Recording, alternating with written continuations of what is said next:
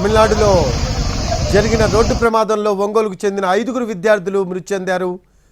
మరో 2కి తీవ్ర గాయాలయ్యాయి.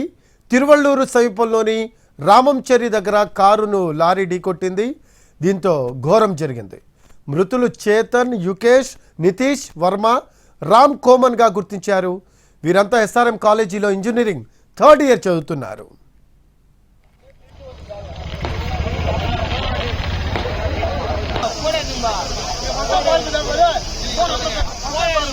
దీనికి సంబంధించి లేటెస్ట్ అప్డేట్స్ మా కరెస్పాండెంట్ కార్తిక్ని అడిగి తెలుసుకుందాం. కార్తిక్, ఒంగోలుకు చెందిన 5 ఇంజనీరింగ్ విద్యార్థులు మృతి చెందినట్టు మనకి సమాచారం అందుతూ ఉంది.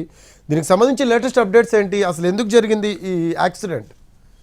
అయితే అత్యంత విషాదకరమైన ఘటనగా కూడా చెప్పుకోవాలి. 7 ఇంజనీరింగ్ విద్యార్థులు కూడా ఈ నిన్న ఏదైతే ఎస్ఆర్ఎం కాలేజీలో ఏదైతే వ్యక్తిగత పనుల నిమిత్తం కూడా 7 విద్యార్థులు కూడా బయలుదేరారు. అయితే తిరుపతికి చెందినటువంటి ఒక యువకుడితో పాటు మిగిలిన 6 కూడా ఒంగోలుకు చెందినటువంటి విద్యార్థులుగా కూడా తెలుస్తుంది. 7 కూడా అక్కడ ఎస్ఆర్ఎం కాలేజీకి వెళ్లి తమకున్నటువంటి పనులు ముగించుకుని తిరిగి ఇంటికి వస్తున్నటువంటి క్రమంలో రామంచేరి వద్ద, తిరువళ్ళూరు డిస్టిక్ రామంచేరి వద్ద ఎదురుగా వస్తున్నటువంటి లారీని అత్యంత వేగంగా కూడా ఢీకొట్టడం కూడా జరిగింది. ఈ ఘటనలో 5 మంది యువకులు కూడా ఇంజనీరింగ్ యువకులు 3వ సంవత్సరం జరుగుతున్నారు ఎస్ఆర్ఎం కాలేజీలో, అక్కడక్కడే మృతి చెందారు. అయితే వారిలో 4 ఒంగోలుకు చెందినటువంటి వారు కాకుండా ఒకరు మాత్రం తిరుపతికి చెందినటువంటి యువకుడుగా కూడా అక్కడ ఉన్నటువంటి పోలీసులు గుర్తించారు. అయితే ప్రమాదానికి గల కారణం మాత్రం అతివేగమే కారణంగా తెలుస్తుంది. ఈ ఏదైతే చనిపోయినటువంటి విద్యార్థుల్లో ఓ విద్యార్థి కారు అత్యంత వేగంగా నడిపి ఏదైతే ఎదురుగా వస్తున్నటువంటి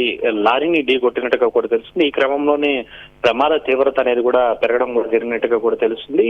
వెంటనే కూడా అక్కడ ఉన్నటువంటి స్థానికులందరూ కూడా స్పందించి వారిని బయటకు తీసేటువంటి ప్రయత్నం తీసినప్పటికీ కూడా పూర్తి స్థాయిలో లారీకి గుద్దినట్టు వెంటనే కూడా నుజ్జు అయిపోయింది కారు.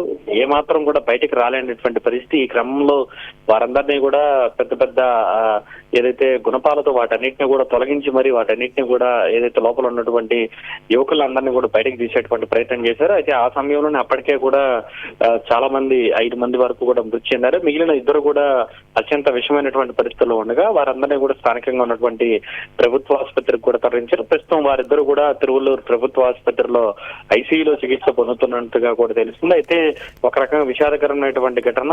విద్యార్థులు పని ముగించుకొని తిరిగి వస్తుండగా అతివేగమే ఈ ఘటనకు కారణంగా కూడా అక్కడ ఉన్నటువంటి స్థానికులు చెప్తున్నారు. ఈవెన్ పోలీసుల విచారణలో సైతం ప్రాథమికంగా అదే వెల్లడైనట్టుగా కూడా తెలుస్తుంది. Right, thanks for updates Karthik.